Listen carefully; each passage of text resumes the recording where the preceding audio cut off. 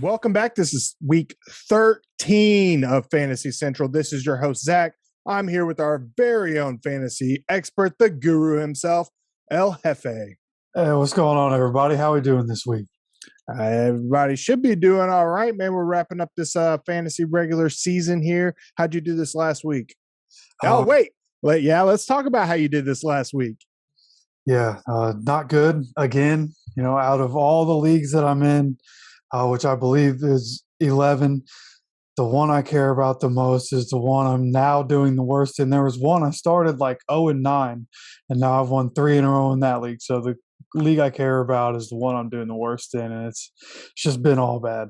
Which league is that? That would be my league, and that's the one this weekend. My matchup was you for the second time this year. Wait, say that one more time. It was you. Got me by like 40 points or something this week. Yeah, I mean it happens, no, I'm pretty sure I have like a 1% chance of making the playoffs or some crazy shit like that at this point too. So really, it didn't matter. I just got lucky. It's like this happens to me every single year. My roster is completely devastated by injuries. I have the worst luck in the league, which I'll get to that here in a minute with my other league, and then towards the end of the year, boom, I'm looking like one of the best rosters out there. But by then, it's way too fucking late, and it don't fucking matter. You know what I mean? Yeah, it happened last year when you got Chubb and Eckler back at the end of the year after they both missed like 6 or 8 games or something. Mm-hmm. So my other league, same thing. Injuries devastated all year round. Finally had a fucking balling stud roster, put up a shit ton of points, and you know what? I lost by 1 fucking point.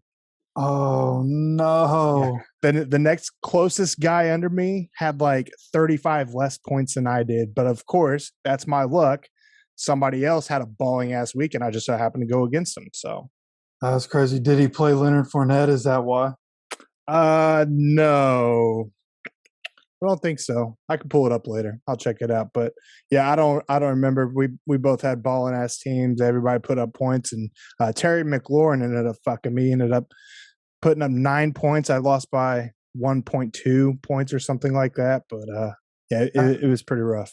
That happened in one of my other leagues. I was going through checking what the scores were today, and I won by 0.4 points, and the dude had Terry McLaurin. I thought for sure I was going to lose, and I ended up barely winning. Yeah, that happens. I'm trying to pull it up real quick, but of course nothing wants to load when it needs to load. Yeah, I'll worry about that later. All right, so anyways, shout out to all of our WUBI Radio Live listeners as the Horsemen Pro Football Talk just finished up, and here you are sticking around for some fantasy football with your boys, Zach and Jeffe. For all of you not listening on WUBI, you can catch the Horsemen Pro Football Talk and Fantasy Central back to back on WUBI Live Radio. We're only doing Fantasy Central for a few more weeks as the fantasy season is going to be done at the end of the regular season for NFL. But the Horsemen Pro Football Talk will continue on through the rest of the football season. The app for WUBI Live is available for free download on your app store, or you can head over to wubi.live for more information. Of course, if you're watching this on Facebook, YouTube, or simply listening on your favorite podcast platform, please hit that like, share, subscribe button. Help us out. Doesn't cost anything, and it goes a very long way, and we really appreciate that. This is week 13, 2 weeks left of the regular fantasy football season for most of you out there. We're in the home stretch. Many of you have clinched your playoff spots. Some of you are still out there fighting. As always, Jefe is going to run down some guys that may be available out on the wire this week, followed by his top 10 fantasy backs and receivers for week 13. And we'll finish up with my surefire week 13, start 'em or sit 'em. Are you ready, Jefe? Yeah, let's get into it, man. All right, Panthers, Browns, Titans, although everybody on the Titans is pretty much on the IR at this point, and the Packers are all on a bye this week. You're in need of a solid replacement. Who are you looking at taking? So not only are there plenty of solid running backs that are on a bye this week, but CMC, they went on the IR for the second time this season, which means he is out for the year once they do that. So with him being out, Chuba Hubbard is going to be the guy. If he was dropped in your league after CMC came back, go and pick him up. He's rostered in a lot of leagues, but if he happens to be there for you, go ahead, pick him up. He's obviously going to be a very important piece as we get into the fantasy playoffs. Another running back that's going to be important, at least for the next couple games, it sounds like, is going to be Alexander Madison, who is available in a surprising amount of leagues. A lot of my leagues, he's available. I'm trying to pick him up this week. And with Dalvin Cook being out in weeks, 3 and 4, I believe it was, Madison had at least 25 fantasy points in both those games, filling in for Dalvin Cook. I like the matchup this week. I think Madison has another very good game, getting that workhorse role. We've seen it plenty of times in the past, more than 2 games, right? We saw it last season. We saw it the season before. Like he's probably one of the better backups, if not the best backup running back in the league. So if he's available, he needs to be picked up. Going to help a couple people squeak into the playoffs over the next couple weeks. Sticking with the running back, we have a lot of them here. It's going to be Matt Breida for the Bills. He's high upside running back too, right? It's his roof is pretty capped. I wouldn't expect him to go off, but in a week where there's so many running backs not available because of bye weeks and injuries, Matt Breida has seemed to be the Bills' best running back over the last couple games. If you watch the last couple games for them, Matt Breida seems explosive. He seems very quick. He seems like he's working in the role that they have him in that offense. And so if you can continuously get 12, 13, 14, maybe 15 points out of Matt Breida because of his passing game work, then slot him in at running back 2 and just leave him there and be comfortable with it. I think he could be pretty good for people. A running back not on a bye this week is going to be Jamal Williams, filling in for the injured DeAndre Swift. And look, if Swift's going to miss any times, Jamal Williams is going to be very valuable. Again, as we get into the playoffs, DeAndre Swift probably going to miss 2 weeks, maybe more. Jamal Williams is going to help some people get into the playoffs here. His obvious receiving upside, he's done it for years in the receiving game as a back, and we've seen him have to carry the load before as a lead running back. So Jamal Williams is a guy that I think could be very effective starting this week. And then these 2 running backs, I want to lump them together because they're on the same team, but they're on a bye this week. So, kind of you're going to have to plan that one out. But the first one is going to be Dontrell Hilliard. Over the last couple of weeks, he's just seemed like the better back that Tennessee has. He put up more fantasy points than Deontay Foreman, even though Deontay Foreman technically got the start. Dontrell Hilliard had 18.3 fantasy points. Adrian Peterson's gone. Obviously, these guys are only relevant because Derrick Henry's not there. So Dontrell Hilliard, if he's getting the passing game work as a running back, which we're not used to seeing Tennessee do, if that continues, then week to week, he's at least an RB2 option for people after the bye week. Again, they are on bye this week. The Titans are. So it'd be, get him this week. Hope he does well for you next week and going forward. But then the other one, as I mentioned earlier, is going to be Deontay Foreman, who also had double digits, 10.2 points. He had 19 carries to Hilliard's 12. He also had over 100 yards. Obviously, not getting into the end zone is going to affect his numbers a little bit there. But both these running backs are getting usage. They really have to, right? Derrick Henry, A.J. Brown, and Julio Jones are all out on the IR. So they got to have some people step up. These seem like the 2 guys that are doing it. If you can't land Hilliard on your team, go ahead, pick up Foreman. He's a low-end RB2, but should still give you 10 points a game. Seems pretty realistic. Yeah, I don't really have a whole lot to add. That's a lot of guys out there on the wire. I do like Alexander Madison here. I have him on my surefire must-starts for running backs. In the 2 games that Dalvin Cook had missed earlier in the season, Alexander Madison stepped up, threw down over 25 fantasy points in both of those games. So with Cook out this week, an extremely favorable matchup against the Detroit Lions, I like Madison to put up a big 20 or more points out there on fantasy. So if he is out there, he is a must pick up up, in my opinion. Everybody else out there, they're nice fill-ins, but Madison is the guy on the wire, and Hubbard for that matter, but more so Madison, I would think. What do you think about the comparison between the two? Who would you put above? Who would you take out of those two? I think from what we've seen from both of, we have a good sample size with Madison from years in the past, and we had a pretty good sample size of Chuba Hubbard this season. CMC has missed a lot of time, and I think it's been pretty clear, that first of all, the Vikings offense is just better and works better than the Panthers offense week to week. We've seen it all season. The Vikings are going to put up points, which helps the value of Madison. The Panthers could kick 4 field goals in a game and have some, Terrence Marshall Jr. get a garbage time touchdown.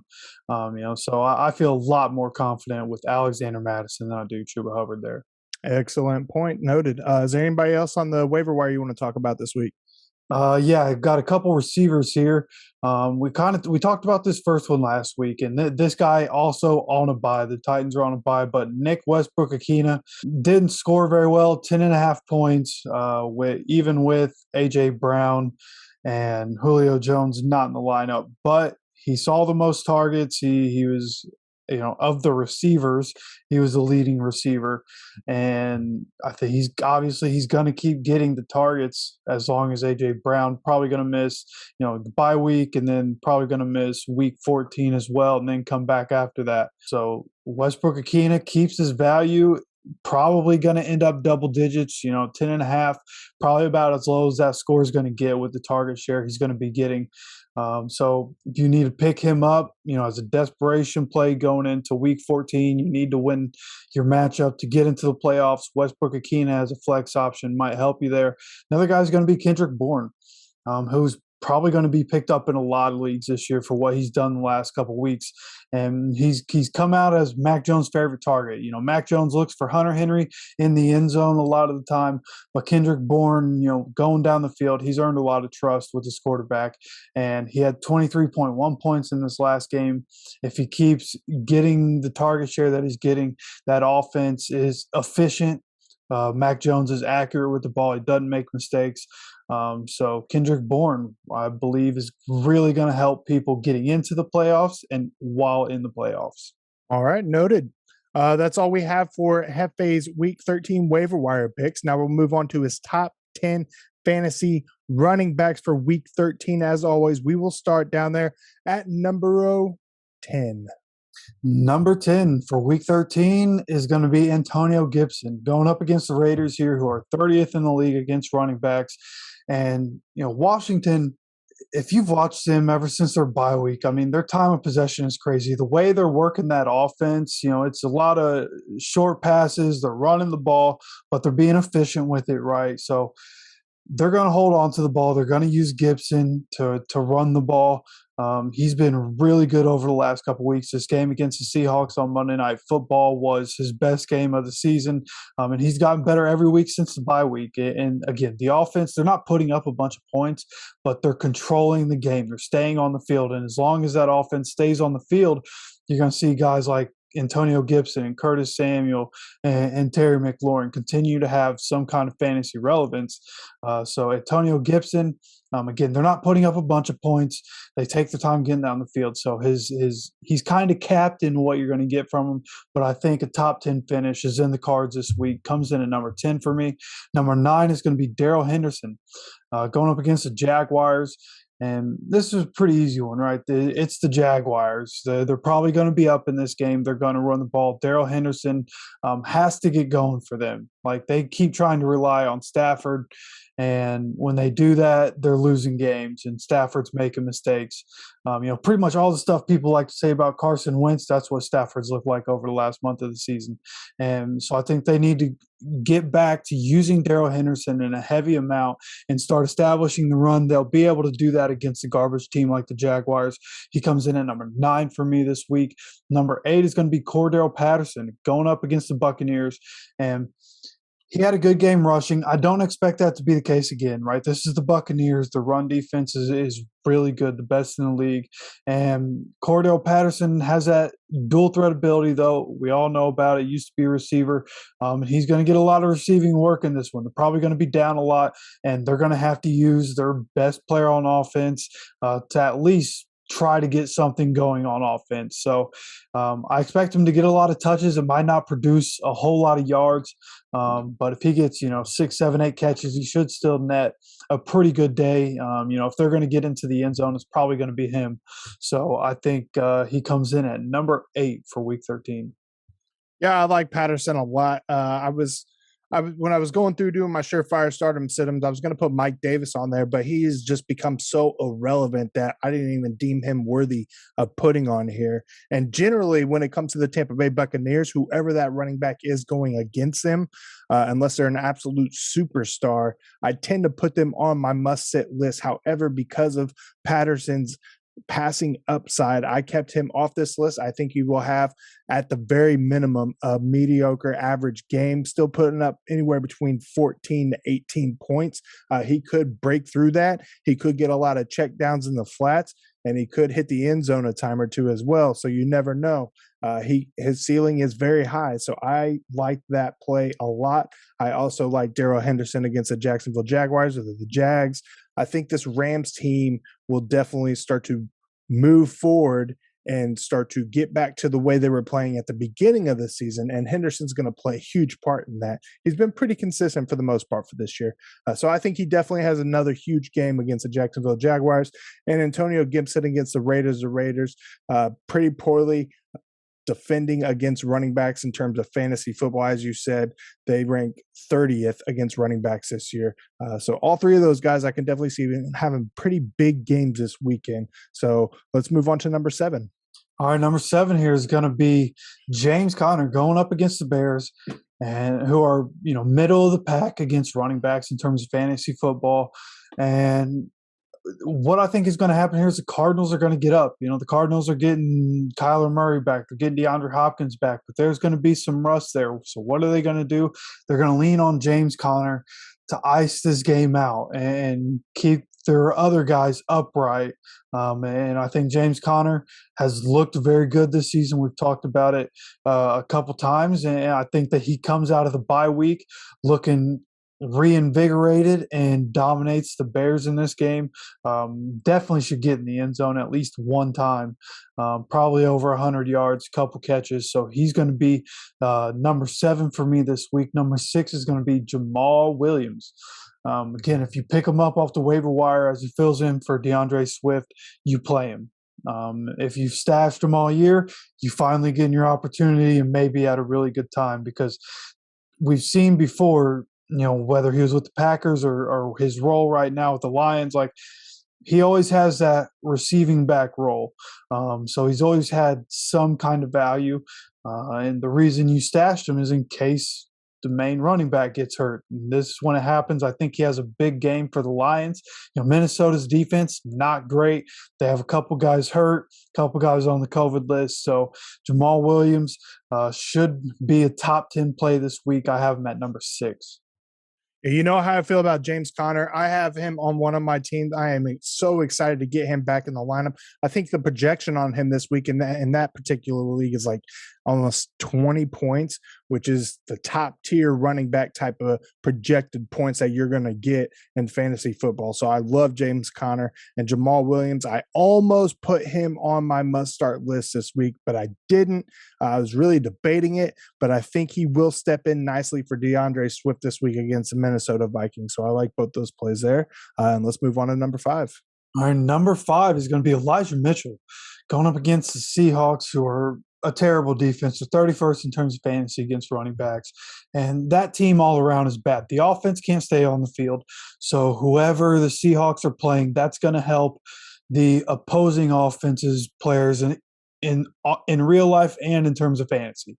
And the 49ers have been controlling the ball through the run. That's just what they do. And Elijah Mitchell, I mean, after Raheem Mostert went out, Elijah Mitchell probably the pickup of the year on the waiver wire. Who saw that coming? There was Jeff Wilson Jr. there.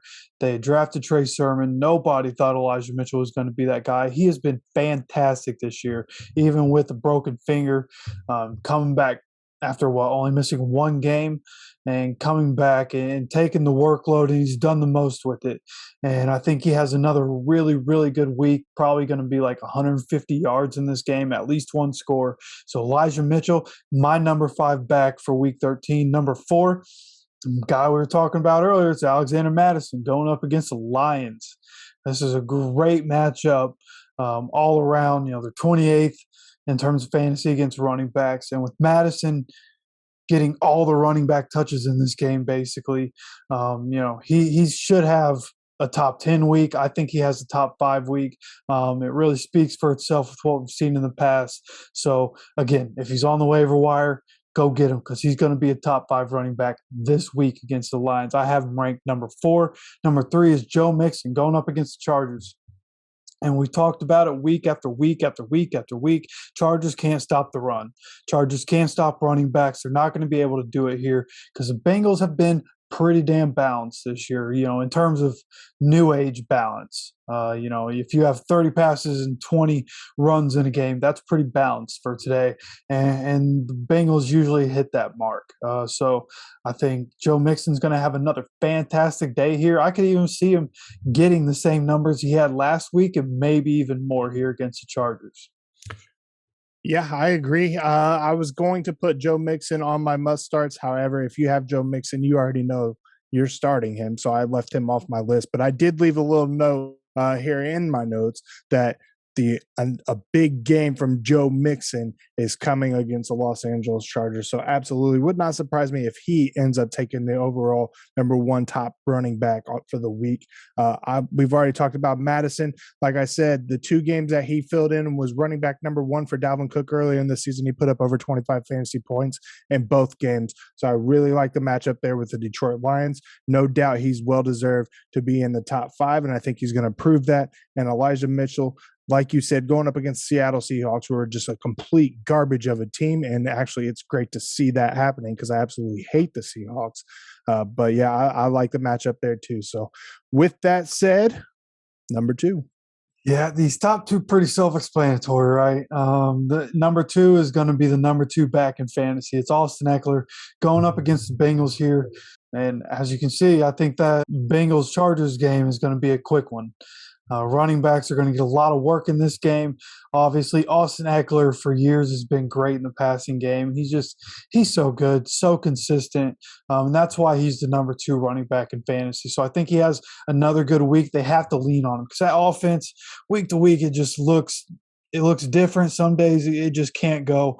Austin Eckler and Keenan Allen are the 2 guys in that offense that make it happen every week. Expect him to do really, really well again this week. He's number 2 for me. Number 1, it's the number 1 running back in fantasy who had, for him, I guess it was a little bit of a down week, right? He didn't hit 100 scrimmage yards. He still had a touchdown. So, decent outing for sure, but this is a week where this is not the Bucs defense, right? They're going up against Houston. And even though T.Y., you have to assume at some point T.Y.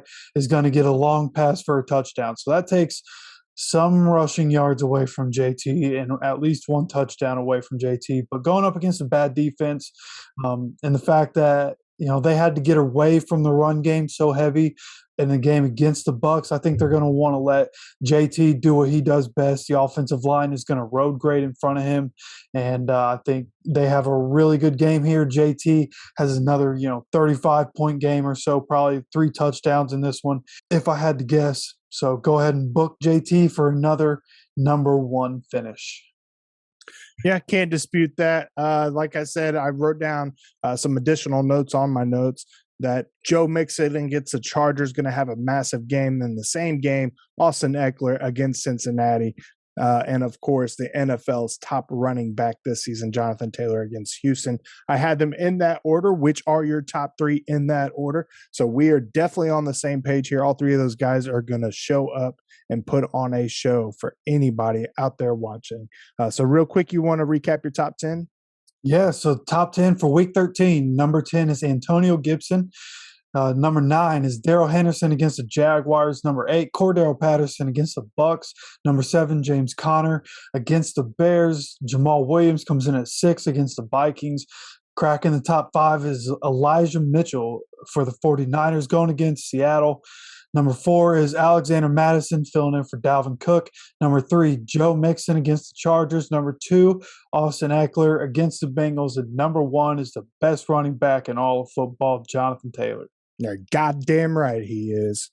All right, there you go. Jeffe's top 10 running backs for week 13 of the fantasy football season.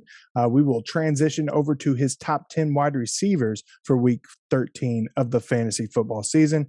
And of course, starting here at number 10, who just so happens to be a fucking stud.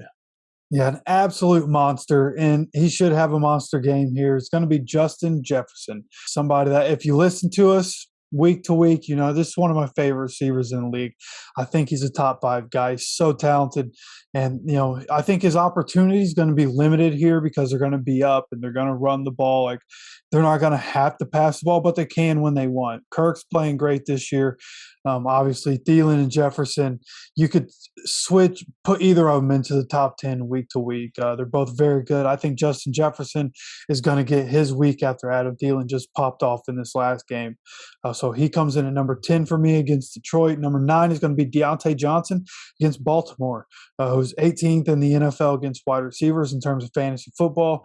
And this one's simple, right? Like, I think Baltimore is going to be leading for much of this game, and Ben throws a bunch of balls to Deontay Johnson. If you get a bunch of targets, even if they're short completions, with the way the Ravens secondary plays and the way they blitz and they play man, I feel like there's going to be a catch in this game where Deontay Johnson catches a short one, makes one guy miss, and takes off for a touchdown with his speed. So I think he has a pretty good week here, and he's going to come in at number 9 for me against the Ravens. Number 8 is going to be Keenan Allen going up against Cincinnati for a lot of the same that I said about Austin Eckler. You can say for Keenan Allen. He's just so consistent. His target share is huge. He just always produces, right? It doesn't matter the matchup. He's hard to stay with because he might be the best route runner in the NFL, one of the best route runners in NFL history. He's so technical about it. So I like Keenan Allen a lot year after year. He just keeps putting up the numbers. I think he does it here against Cincinnati because they're probably going to be down and passing a lot. So book Keenan Allen for a top 10 week, comes in at number 8 for me. Agree. I almost threw Keenan Allen on my list, but I did not. I left him off in favor of some other guys. But I like Allen. I like Johnson. I like Jefferson a lot. Like you said, we talk about most of these guys, especially Justin Jefferson, almost every single week. So I definitely think they'll have a big game. So with that said, let's move on to number 7. The guy who broke my absolute heart this last week. yeah, it was making nice weeks for people and crushing some people's dreams. Terry McLaurin, Scary Terry, has been showing out just like Antonio Gibson. There's kind of a cap on what you're going to get from him because they don't put up a bunch of points. But again, the offense is efficient, and McLaurin has looked really good. We know he can make some crazy catches. There's one in the Monday Night Football game. He almost made a ridiculous catch. It ended up flying off of his hand, but it would have been one of the craziest one-hand catches I've ever seen. Terry, he's just so good, man. And again, since the bye week, this team's been really good. I think he has another very good week. It was a little down against the Seahawks. I think he gets into the end zone here in this game. And, I think it's going to be a good game against the Raiders for Washington. So he comes in at 7 for me this week. Number 6 is going to be Tyree Kill, coming off a bye week, going up against Denver. And I don't really like the matchup, right? You have the Denver secondary. They have a bunch of really good corners, but it's Tyree Kill. Like, nobody in the NFL, step for step, stride for stride, can stay with Tyree Kill. So I just expect him, he's also a really good route runner. People don't give him a whole lot of credit for that, but being that quick and being able to cut the way he does and run routes is very impressive. That's why he's one of the best in the league. And so Tyreek Hill, again, not not ultra confident. I could definitely see him not having a great game, but his target share has been ridiculous ever since they tried doing different things on the offense. A lot more short targets for Tyree Kill. I think that continues here against Denver. He comes in at number 6 for me this week. Yeah, I don't really want to talk about Terry McLaurin. I'm still heartbroken over that, but he is one of the better receivers in the league. It'll be interesting to see how that matchup is, though, against Las Vegas. And Tyreek Hill, like you said, this Denver defense is pretty damn good, but he is Tyreek Hill, and there's only a handful of guys who I would absolutely say, hands down, that I will put them in and be very confident in them putting up points against anybody in the league. And Tyreek Hill is right up there with the best of them, another guy being somebody like Devontae Adams. But Tyreek Hill, man, he is an absolute electrifying stud who can break out for an 80-yard bomb at any given time. It's just a matter of Patrick Mahomes throwing him the ball and not the defense. So I can definitely see those guys having pretty solid games this week. All right, we'll move on to number 5, a guy I like who I'll get to here in just a second, but go ahead. Number 5 is usually a spot that I would keep warm for Debo Samuel. But he's going to be out at least 2 weeks at this point. So Brandon Iuke is going to step up. And we saw last year when Debo Samuel went down for the season, Brandon Iuke had a really good season. And here of late, they've been trying to get Brandon Iuke more involved. He's had a couple of good games. He's definitely been more involved. Here with Debo Samuel out, I don't think they're going to just have him do everything Debo was doing. Debo is the only receiver in NFL history to have 3 rushing touchdowns or 3 consecutive games with a rushing touchdown. So, I don't think they'll put him in that. Debo is just a unique athlete like that. But Brandon Iuke is a very good athlete. We saw him do a lot of things in that offense last year. And I think he has a good week against Seattle, who, again, doesn't have a good defense. And look, I almost didn't put him in the top 10 because I think the Niners are probably going to rush for like 200 or more yards altogether in this game. But if there's going to be any receiver that I think can step up for them, it's going to be Iuke. Pretty good chance he scores this week. And so I think it's kind of a no-brainer in a way. So he comes in at 5 for me. Number 4 is going to be CeeDee Lamb. This is the assumption that he's going to be fine coming back from the concussion protocol. It's been long enough. He should be okay to go. Against New Orleans, he was actually 24th in the league against wide receivers in terms of fantasy. New Orleans is much better against the rush than they are the pass. And, kind of talked about it last week. Stephon Diggs is going to – I told you guys Stephon Diggs was going to be able to take advantage of Marshawn Lattimore, and he hit him with one of the nastier routes I've seen in a while and got a touchdown. CeeDee Lamb is the same way. He's a finesse receiver. He's going to be able to burn Marshawn Lattimore more than once, and CeeDee Lamb is going to have a big game. Amari Cooper, I don't believe, is going to be back for this game on Thursday night. So CeeDee Lamb should have a big-time game here for the Cowboys. Comes in at 4 for me. Number 3 is going to be Jalen Waddle. This is the best receiver on the most pass-happy team in the NFL.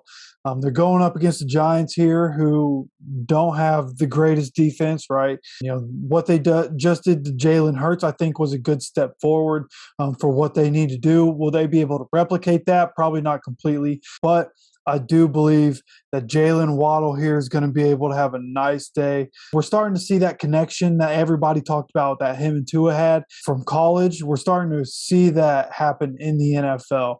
Obviously this is Jalen's rookie year. He's still getting acclimated, and we're seeing him start to become the star we think he can.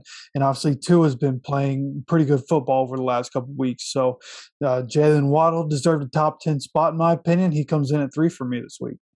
Fair enough. Yeah, I could definitely see Jalen Waddle and CeeDee Lamb balling out against the Giants and the Saints, respectively. Both those secondaries are giving up quite a bit of points to wide receivers in terms of fantasy football. But I really like Brandon Iuke here. I have him on my must-start wide receivers for Week 13. He's opposite of one of the best receivers this year in Debo Samuel. This guy was supposed to be the Debo Samuel this year before Debo Samuel stepped up and exploded onto the scene. Like you said, this week, the Niners are taking on a divisional foe and one of the worst secondaries in football with the Seattle Seahawks. With Debo out, Iuke is definitely the go-to wide receiver there for the 49ers, and I definitely think he will get his on this one. So well-deserved for being in your top 5 list. I'm glad we are on the same page yet again, Jefe. Yes, sir. So, all right, we are down to the top 2 of the top 10 wide receivers, and this guy, an absolute stud. Yeah, a guy that I thought, was kind of wondering if he got hurt at some point in this last game because he just wasn't what his name never came up while we were watching it. It's going to be Chris Godwin going up against Atlanta. He was surprisingly quiet. I know, the story of that game was Leonard Fournette, 4 touchdowns and whatnot, but somehow, some way, we just didn't see a Chris Godwin appearance, which I did not expect after what we saw the last time the Colts played the Bucs. So, Atlanta, they have a bad defense. We've talked about this a lot. A lot of receivers that play Atlanta end up in this top 10 list because their secondary is absolute garbanzo. The offense, not very good. So the Bucs should have, probably 12, 13, maybe 14 drives in this game. Chris Godwin should have more than enough opportunity to be an absolute superstar. Antonio Brown might actually be back this week.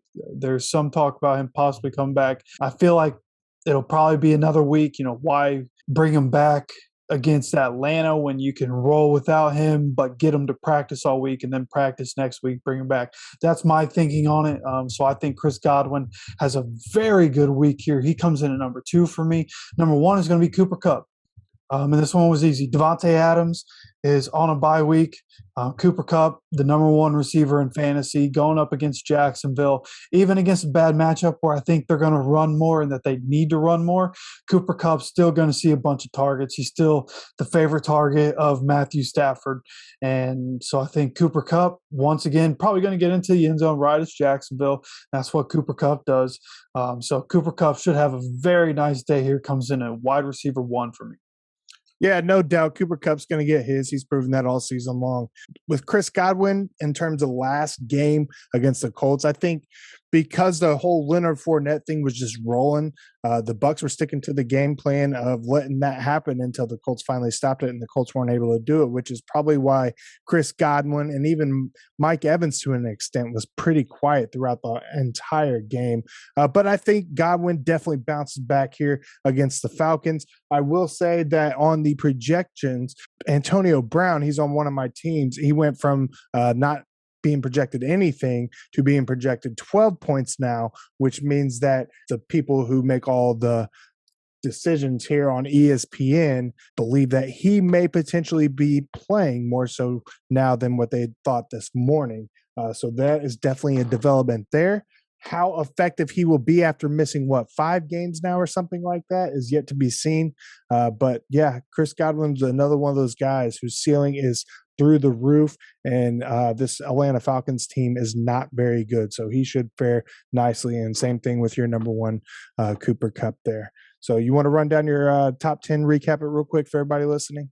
Yeah, so top 10 receivers for week 13 in fantasy football is going to be number 10, Justin Jefferson, going up against the Lions. Number 9, Deontay Johnson for the Steelers, going against Baltimore. Number 8 is going to be Keenan Allen, going up against the Bengals. Number 7 is Terry McLaurin against the Raiders. Number 6, Tyree Kill against the Broncos. Cracking into the top 5 is going to be Brandon Iuke, filling in that Debo Samuel role, having a good week against Seattle. Number 4, CD Lamb against New Orleans. Number 3, Jalen Waddle against the Giants. Number 2, Chris Godwin against division rival Falcons. And number 1 is the number 1 receiver in fantasy, Cooper Kupp. There you have it. All right, we are getting short on time, so we're going to transition over to my surefire must starts and sits for week 13. We'll head right into the running backs. I got 2 guys we didn't talk about. I don't expect them to have huge games here, but they can definitely be a solid fill-in. The first is Devonta Freeman with the Baltimore Ravens up against the Pittsburgh Steelers. Freeman's averaging about 17 touches a game, whether that's on the ground or through the passing game. Decent volume given the threat that Lamar Jackson provides himself. So I think this week the Ravens are taking on a weak Steelers run defense. I like his ceiling. The other guy is Boston Scott for the Philadelphia Eagles against the New York Jets. This is a deep flex play here only if he's going to get the volume in this game. Miles Sanders, Jordan Howard are both questionable. So if Boston Scott is a go-to back for the Eagles, I think he has a decent value as a deep flex play in these deeper leagues against a shitty New York Jets team. What do you think about either one of those guys? So Devonta Freeman is a for sure. If you have him, play him. I thought his touches would be affected by Latavius Murray coming back, but that's not happening. And as long as, there's a ceiling on Devonta Freeman of about 15 points. But week to week, he's been good for anywhere between like 10 to 15. So that's at least a flex option if you really need somebody. Again, 4 teams on a bye, a lot of good players on a bye this week. If you need somebody to fill in as a flex, Devonta Freeman. If you need a running back between all the injuries and bye weeks, Devonta Freeman is running back too, not a bad option. Boston Scott, though, from what I've heard, Miles Sanders and Jordan Howard are both probably going to play in this next game. From all reports that are out there, it seems like they're both going to play. And with Jordan Howard in, I think that eats into Boston Scott's production more than it would Miles Sanders. Miles Sanders is never really a factor. But from what we've seen from Boston Scott, especially this past week, the offense didn't do much, but Boston Scott still had a pretty good day.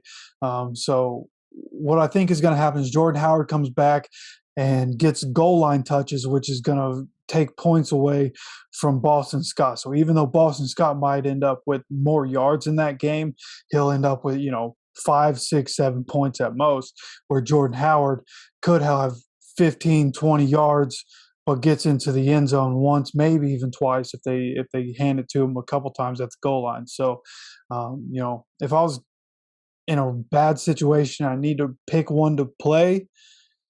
If like the Eagles running backs were the best option, I would pick Jordan Howard over Boston Scott this week. But if Jordan Howard does end up being out, then Boston Scott should be in lineups. Or that we'll keep it with the must starts. We'll flip it over to the wide receivers here. I got a couple guys that we didn't talk about. We did talk about Brandon Iuke, so I'll skip over that. The first is Hunter Renfrow for the Las Vegas Raiders against the Washington football team. Renfrow has hit double-digit fantasy points in all but 2 games this year. Last week on Thanksgiving, he threw down an 8-catch, 134 yards, 24 fantasy points for performance. This week, the Raiders are taking on a Washington football team and a secondary that has given up a league-leading 26 passing touchdowns on the year.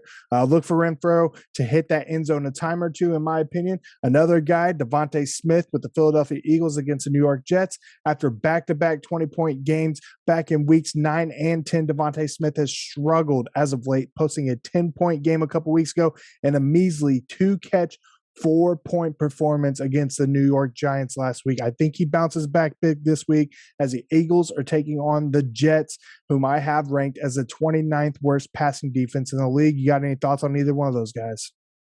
Yeah, so Renfrow, I like Renfrow a lot. I think he's the real deal.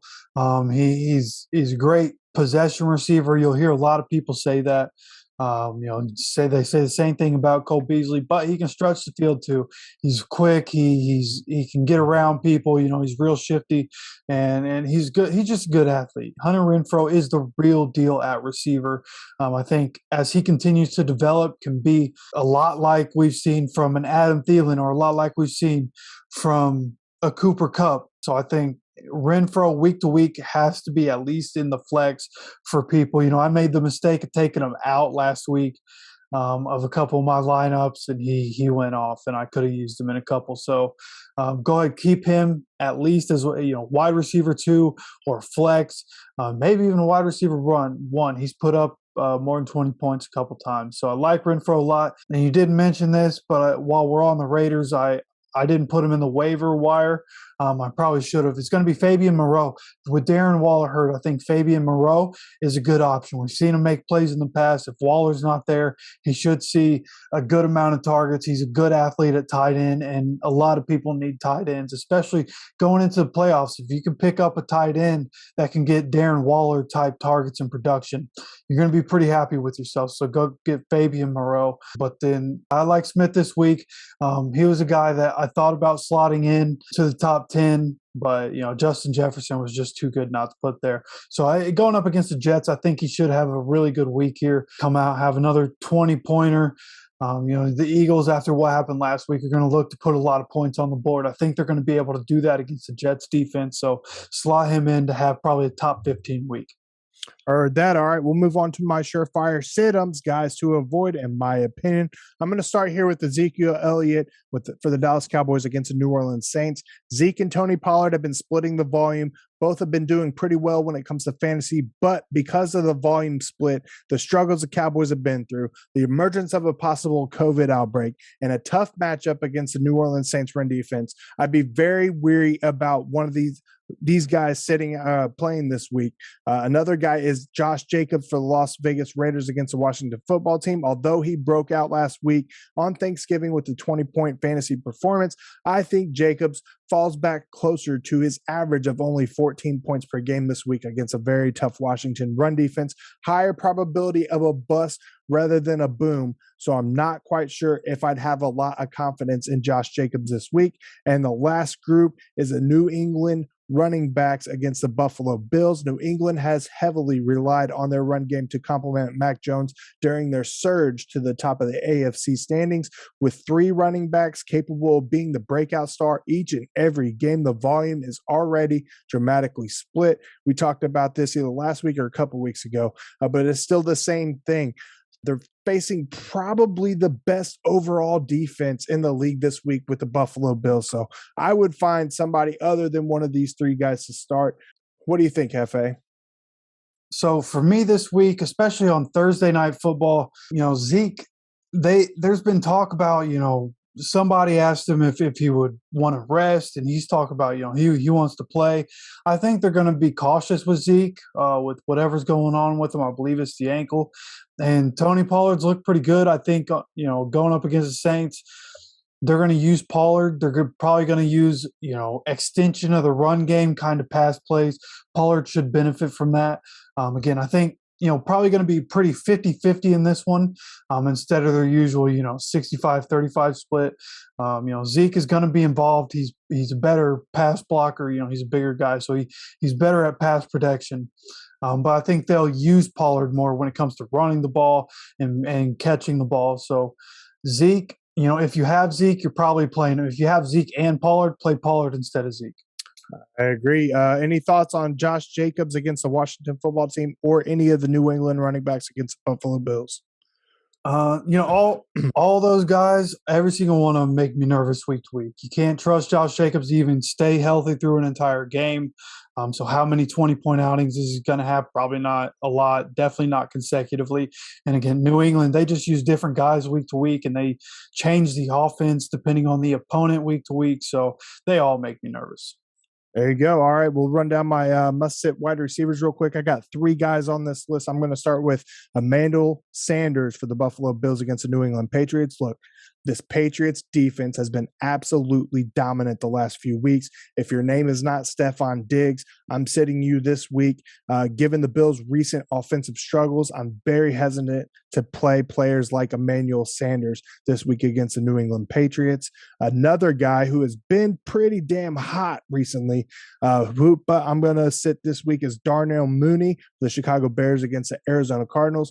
Mooney has become the Bears' #1 wide receiver this year, posting back-to-back. That's 3 in a row, 20-point fantasy games. But I think that ends this week against the Arizona Cardinals, whose secondary currently ranks 4th in my weekly defensive rankings. And finally, the last guy I have on my list here is DK Metcalf for the Seattle Seahawks against the San Francisco 49ers. Metcalf, absolute stud, hands down.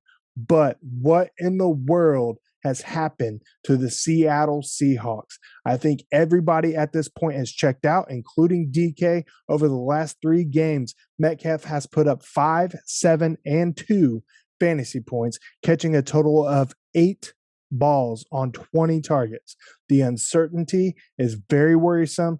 Then throw in the fact that they're playing the top 5 Niners secondary. I'm sorry, but DK is riding the bench for me.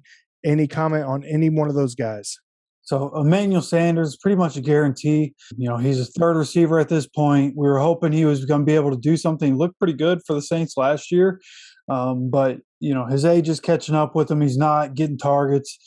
He's not putting up points. Cole Beasley, Stephon Diggs are two guys I like to play week to week.